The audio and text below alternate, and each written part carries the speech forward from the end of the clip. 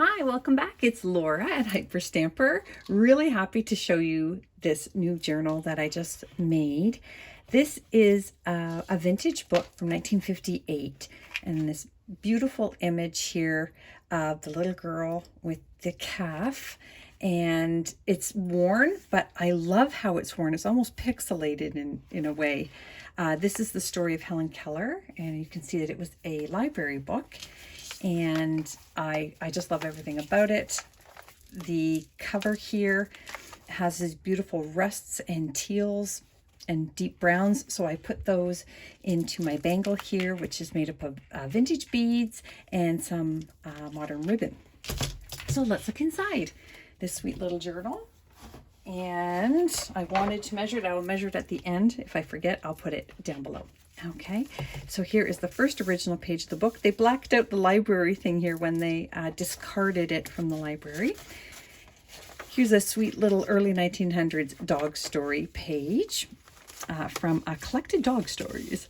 Made this little pocket here out of an antique book page and put in this lovely little 1892 Demarest Family Magazine book page with, look at all these teeny tiny little images. And remember, when an image is over 100 years old, it can be duplicated. So you can have lots of fun with that if you're a digitizer. Also these banknotes here from the 1920s. There's one here. I've got a vintage card here, really, really worn. So if you're into upcycling vintage playing cards, that's a good one. Everything in here is real antique and vintage ephemera, no fakes or commercial pieces, and just a few pieces of plain tea-dyed papers that I've added for extra journaling space. Lots of little clusters that I put together. Here's a hand-typed recipe from the Nielsen Chocolate Factory, and it's actually got chocolate stains on it, which I think is fantastic. I wish it were scratch and sniff. Oh my God, that's a good idea for a journal, a scratch and sniff journal. Here's a lovely image, 1, 2, 3 from a 1930s children's book. And this is the inside cover of the Theater Arts magazine from 1940s. Really cool reads there. Made a pocket here out of some lace and put in these antique and vintage stamps that were mounted on top of their stamp collector's book page. And these ones are from Japan. That's very cool. And then a 1950s Pearl Shop receipt and an antique book page here. There's the rest of that Nielsen Chocolate Factory. Look at this, chocolate butter frosting. You can see the coffee, either a coffee cup there. I mean, people pay to have this marking on their ephemera, or they buy stamps that look like that. That's the real thing. Real stains. Who knew that would be something people would want? Okay, here's the rest of that dog story. Really, really sweet. I know I get a lot of requests for dog ephemera. Here is one of those early 1900s. They expired 75 years later, so this one expired in 2016. Neat teeny tiny pocket there out of part of an envelope with the vintage stamp on it. And there is cursive writing practice from 1926 from a student's school book that I absolutely treasure. A page from the book Freckles from 1904 and some lovely crochet here.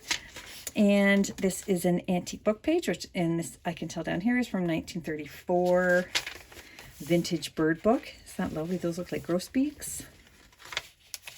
And more crochet, a little book pocket here from the 1930s book. And this here, this is really cool. Does your own room look like this? Look at the plastic on the furniture. I'm so in love with this. And over here, so it was a sort of a home economics book, and one of the chapters on how to decorate your home. Kind of fun to read. Another wonderful hidden journaling spot here. Some beautiful white birch bark here. And this is an awesome page from a vintage dictionary. Look at this. Look at that ecology page. How awesome, just about every animal on the ark is in that one. And that's all mounted on top of that 1955 stamp collector book page. And down here is just, I didn't want to cover it with journaling space, so because it was such a beautiful Sleeping Beauty image from the 30s. And this is just a really cool hand-typed government document typed from a 1898 news article. And there's lots of fun things in there on Canadian and American relations, which is kind of neato pepito. Canada wasn't very old back then.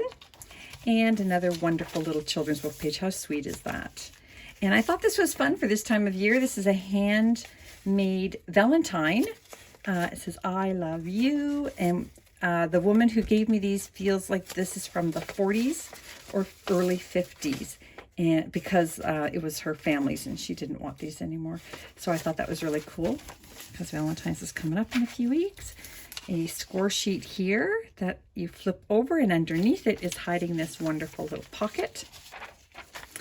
And this, I've got the feeling this may have a little bit of value, or it's definitely collectible. It's a Pepsi Cola receipt from 1953. And then this is a really, really good McCall's magazine page from the 50s. Really cool finds there, and that's all mounted on top of the America's Road Maps Atlas.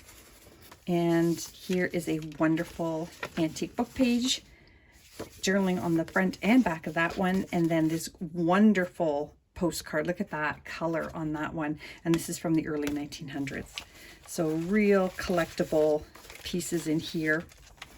And let's see what's over here. Oh, another plate from that beautiful Poland embroidery book that I have from 1955. Lovely photographs and plates in there. Look at this atlas page here. It's for Colorado. There we go. And this is a plate from a little tiny book that I have. It was an English book. And isn't that, you can even see the gold foil around the edges. Isn't that amazing? I think it's spectacular. I'm not going to touch it. You can do whatever you like with that if you are the new owner of this book, which is going on Etsy momentarily. Look at this lovely couple. Look how they're looking at each other. I love this photograph. And we think that this one is from the 40s. Pretty cool, eh? And that's all in this little pocket I made out of a vintage pocket dictionary. Look at how sweet this is for this, with the seasons, postage stamp collectors, crocheting and knitting for little babies. Poetry here from a children's book, 1930s Monopoly money, a 1930s children's book page. Look at the little pig eating apples here. That's so cute. Magic pepper can. And this is from an antique book here. And that is just, it was a title page, so I use it for journaling. And you can too. And tuck that right back in there, or not struggle with it causing you agony. Oh, and pineapple's my favorite. So there's a vintage recipe book page and a vintage botanicals book page here.